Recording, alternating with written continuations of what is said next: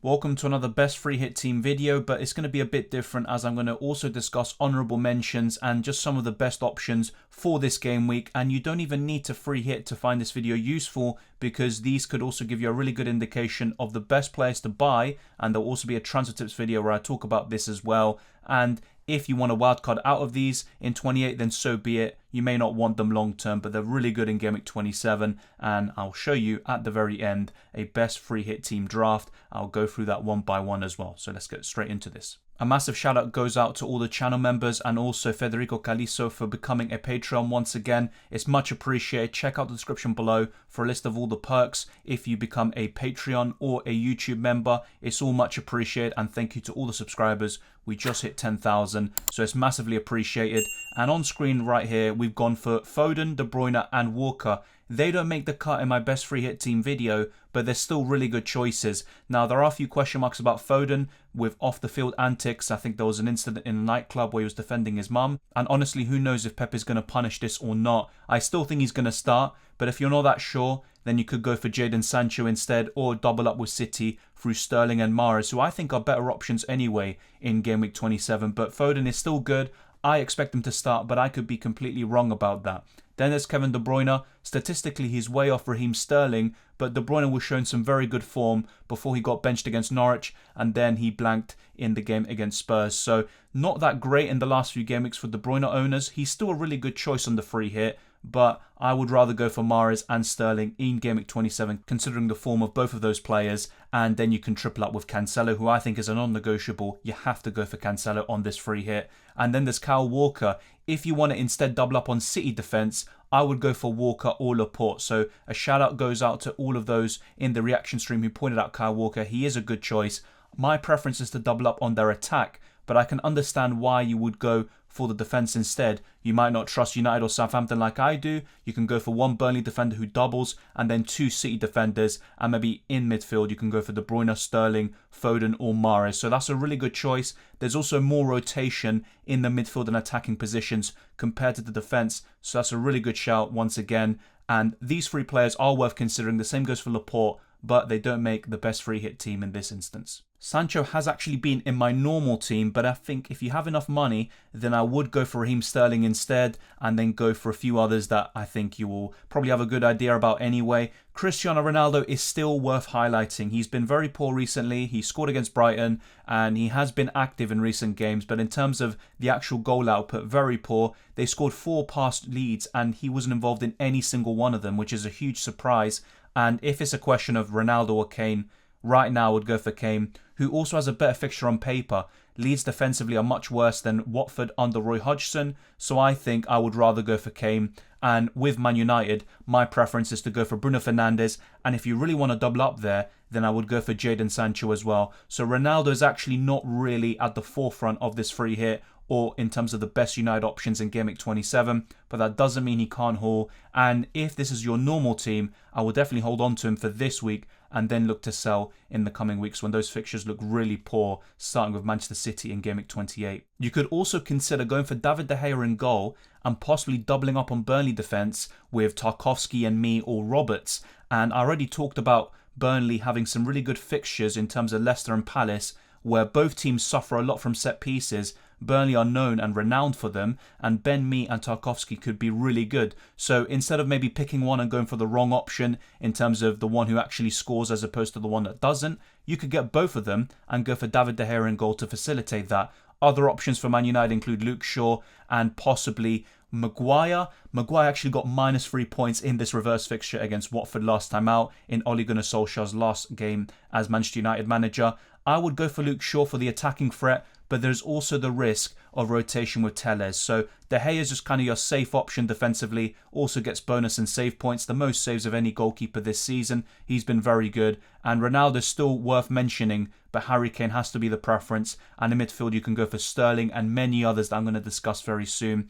Jadon Sancho is probably the main player that has missed out in the best free hit team that I think is definitely worth mentioning. And if you don't have enough money for some of the premiums we talk about later, definitely consider Jadon Sancho. I've already discussed both of them. Ben Mee and Tarkowski could be really good in these two fixtures. Fantastic games in terms of a set piece perspective. Defensively, they might not even keep a clean sheet here, but nonetheless, I have a bit of faith in Burnley. Nick Pope is my ultimate kind of Burnley defensive coverage, but these two are also looking really good. And then we have Maxwell Cornet. You could double up with Weghorst and Cornet, but if it was a question of one or the other, for me, I would go for the Dutchman. And Cornet's stats are very unsustainable, and he hasn't really shown too much, but in this double game week, you never know. He could come out with the goods, and I think he actually scored in the reverse fixtures against these two teams. So keep an eye on Cornet. He's definitely worth considering, and his ownership is very appealing. But with the double, of course, that's why we're considering Burnley. Otherwise, we wouldn't really give them too much attention.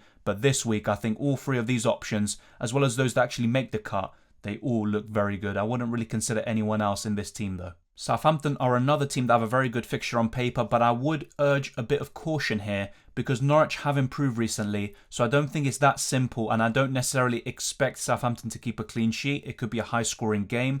I really like Southampton's attack, so I would favour Ward-Prowse, Che Adams, Brozier, etc. over the likes of Livramento, Perraud, or Walker-Peters. Fraser Forster's also a really good shout as your second goalkeeper at 4.4 million, but ultimately you don't need that if you have Nick Pope or De Gea in goal. So all of these that you see on screen are good options. Right now, Che Adams is showing much better form than Brozier, but because of that price difference, Che Adams is 6.9 million, I would favour Brozier. The Chelsea loanee has been very good in terms of points scored this season. Brozier is now a bit behind following Adams' assist in Game Week 26, but they're both still very good, and on a free hit you could actually opt for Che Adams instead, especially if you have the funds to do so. Ward-Prowse is someone that most people look at and think he's a set-piece merchant, he's not a good FPL asset. I heavily disagree. He's shown a lot of consistency since December. Before that, I would agree. He hasn't really shown enough to really consider him. But right now, a good fixture on paper.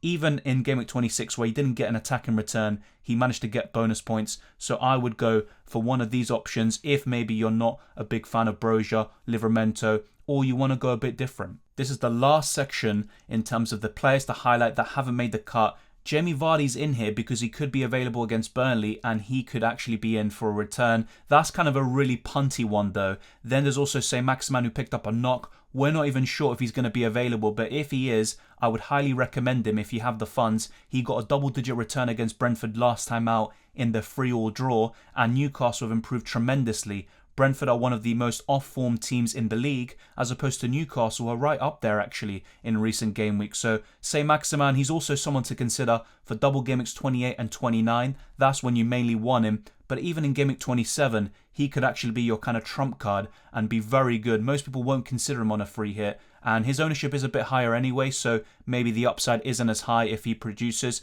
There's always that effective ownership question, but Saint-Maximin's one to keep an eye on, even Jamie Vardy, if they're both available. Then there's Jarrod Bowen, one of the most consistent players this season, the second highest scoring midfielder in the game. He's got a good record against Wolves, but he blanked in this reverse fixture this season. I still like him a lot, and those of you who kept him on a wildcard, or those who just kept him in general, I would keep him for this fixture and then look to wildcard him out or sell in Game Week 28 and beyond potentially. But if you're free hitting, you can still consider him. I don't think he's a bad option, and if you can't afford some of the names we're discussing very soon, Bowen's always a good choice.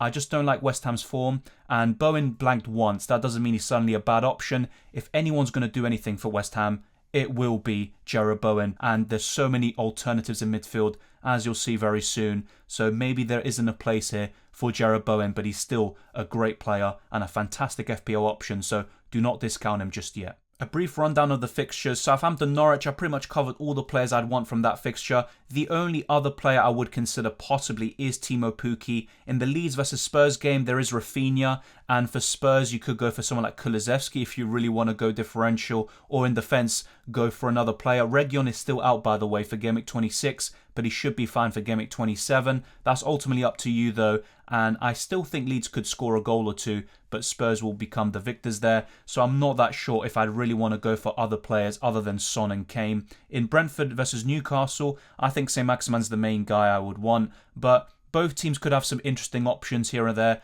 Brentford are a bit of a funny team. It's a shame that Ivan Toney is injured at the moment because he was showing a bit of form before that injury, and he would definitely be someone I recommend from that fixture. Brighton versus Villa, I would probably avoid all defenders in this game and go for their attackers. So maybe Maupay, you could go for Coutinho or Jacob Ramsey for Aston Villa. I would not go for Watkins right now or Danny Ings, and I'm going to be talking about both of them in my transfer tips video, so keep an eye on that and hit the notification bell so you don't miss a single upload. Crystal Palace against Burnley.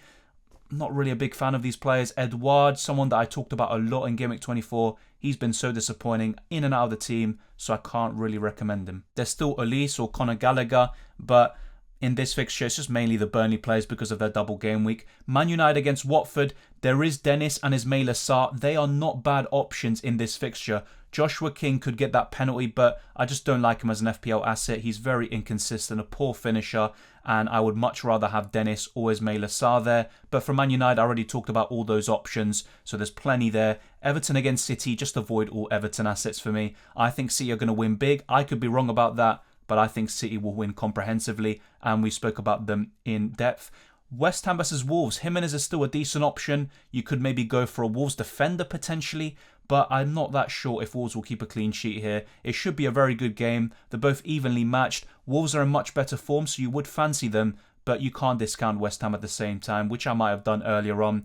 Antonio right now is showing very poor form, and you could argue ever since Game Week 4, he's just been absolutely dreadful. And since Game Week 10, I think he's got 2 goals, which is shocking, and that's a big surprise considering his early form in the first 3 game weeks of the season. Then for Leicester, I talked about Vardy already. There's Patson Daka and Maddison, but other than those players that I highlighted earlier and just now in the fixtures section, I would just focus on the starting 11, which you're going to see right here, and the best free hit team possible. In goal, I think it's fairly straightforward. I would go for Nick Pope and then any budget goalkeeper. It could be Fraser Forster, Foster, or a cheaper goalkeeper instead, around 3.9 million. And Pope can get those saves and bonus points. I think if you had to choose between a Burnley defender or Nick Pope, despite those really appealing set-piece prospects for Ben Mee and Tarkowski, I would go for Nick Pope. I think the bonus points is just the biggest factor there. The defenders don't really get too many bonus points over the season. Ben Mee is actually pretty dreadful for that metric. I think he has actually not registered a single bonus point.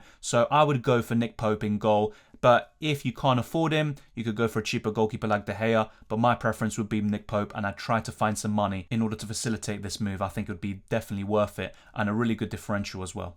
A bit of a different looking defence compared to usual. We've got Ben Johnson there as your 5th defender. If you need an extra 0.1 million even, go for Amati, and he's got a decent fixture on paper anyway against Burnley. Cancelo is a must-have for me, whether you're on a free hit or you're making a transfer. It would be a bit awkward though if you got rid of Cancelo, you don't have him anyway, and you're looking to bring him in for 27, because then from Game Week 28 onwards, not really any doubles for City as things stand. Livramento, you could risk it there, but if you want, you could go for someone more nailed like Bednarek or Walker-Peters, and that makes more sense. But with this team, I'd be starting Tarkowski, Shaw and Cancelo. I've gone for Shaw for that attacking threat. Just bear in mind, there is the possibility of Shaw being benched for Telles. I think they're both quite evenly matched this season, but Shaw has shown some very good form, so maybe he will be favoured over the Brazilian. And I've gone for Tarkowski. If he's declared fit, then I would go for him over Roberts and also Ben Mee. But it's also a question of funds. So if you can't afford it, go for the cheaper options. But I think if you can, definitely go for Tarkowski. I think he's got the best prospects of bonus points as well as goal threat from those 3 I mentioned. And yeah, I think that would be pretty much sorted. Double Burnley defence, Cancelo and Luke Shaw. And I would just go for free. Livramento and Johnson could be on your bench, and that's plenty of squad depth, but you don't necessarily need that much. As long as you have 1 or 2 decent options on the bench, you should be fine, so you could consider making some downgrades if you need to facilitate any other moves. There's probably no surprises with the midfield. I've gone for Heung-min Son. I think he's almost a must-have on a free hit this week, and he's a great option long-term. So even if you're not using the free hit, you could actually just get Son in and you'd be sorted. He's got a double in 29 as well. Bruno Fernandes, his fixtures are turning very soon, so if you have him, you could hold, and I'll be talking about that in the transfer tips video, and then get rid very soon. But he's in great form. It's very hard to get rid of him anyway, and if it's a question of Bruno Fernandes or Son, I prefer Son long term and even possibly in game week 27, but I would try to get both of them if possible, and you could always make a compromise with Jadon Sancho, who I've discussed quite a lot. I'm actually quite a big fan right now, FPL wise. He's shown some very good form recently, but I would go for these 2 instead. And double City attack. There could be rotation, it could be a bit risky, but you've got decent squad depth to actually cover for this, and I'll be showing that with the free forwards very soon, as well as Jacob Ramsey, Livramento, and Ben Johnson. I think that's pretty fine. You're settled there. Despite how good Ramsey is, you wouldn't start him over any of these 4 midfielders, and also with how good the strike force is, it's going to be very template, this part, in terms of comparing it to other free hit drafts that you might have seen, also compared to the one I showed you in the reaction stream, but it's still very solid, and a lot of people are going for it for a reason. No surprises here with Harry Kane coming in to double up on that Spurs attack. I'm not a big fan of the defence right now, and I think Leeds could score, so I would just prioritise these 2. We've gone for Broja, and I prefer Southampton's attack over their defence. Broja has blanked recently. Che Adams is the one that's actually getting the returns, but I still prefer Broja just for the value, and it's very hard to afford this team as well as Che Adams on for Broja, and Weghorst is probably a must-have on a free hit in Gameweek 27, with Burnley being the only team that have a double, and I prefer Weghorst over Cornet. He's another one you could consider, as I talked about earlier, but I think this is a pretty solid draft, and if you can't afford it just like I can't, then you can make some compromises with Sterling maybe being a cash cow to then go down to Sancho and then maybe making a few alterations throughout the rest of your squad. I don't think there's necessarily a right or wrong way of playing it. You could maybe go for someone that you really back to do well, like Jarrod Bowen or Sancho, but ultimately it's your free hit. Let me know what you're going to be doing in Gameweek 27. Will you be free hitting? If you're not, which transfers are you making? I'd be very interested to know. And also, if you are free hitting, which changes would you make to this team, and who would your captain be? Right now, Weghorst would take the cake, but I'm interested to see how he does against Tottenham in the second game of Double Game Week 26, and I'm still open to the idea of captaining Sterling, Bruno, Son or Kane, but if I had to prioritise, I'd probably favour one of the Spurs attackers right now, although I really like Sterling and his prospects in Game Week 27. So thank you very much for watching. If you enjoyed this video, smash the like button and subscribe for new. A massive shout out to all YouTube channel members, especially those in the Captain and Legend tiers like Aranya, Rock and Roll and Yarang, as well as the new Patreon, Federico Caliso. Thank you very much to all of you. It's much appreciated, and we've just reached 10,000 subscribers. We're going to try set new goals and new heights, so that's all much appreciated. You can follow me on Twitter and Instagram, DylanRCM. We're almost at 1,000 followers on both platforms, so that would also be much appreciated. We're reaching quite a lot of goals recently, and it's all thanks to all of you. And you can also join the Discord server. The link is in the description below. The same goes for the FPL League, and there'll be more UCL fantasy content coming along. So click the notification bell to be notified of every single upload and every notification for this channel. All the very best of luck for the rest of Double Game Week 26, as well as Game Week 27, which should be very interesting.